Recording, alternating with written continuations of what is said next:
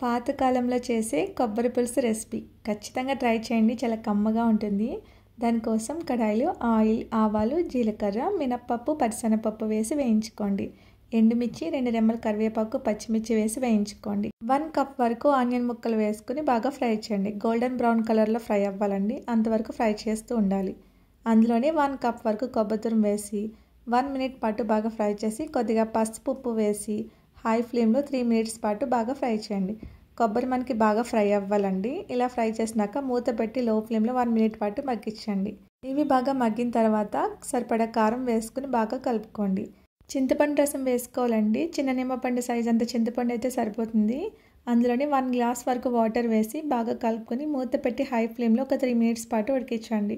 Curry కొంచెం దగ్గర పడగానే లో ఫ్లేమ్లో పెట్టుకొని కొద్దిగా బెల్లం ముక్క వేసి కర్రీ బాగా దగ్గర పడే వరకు ఉడికించండి. పైన కొద్దిగా కరివేపాకు వేసుకుని సర్వ్ చేసుకోండి. Thank you.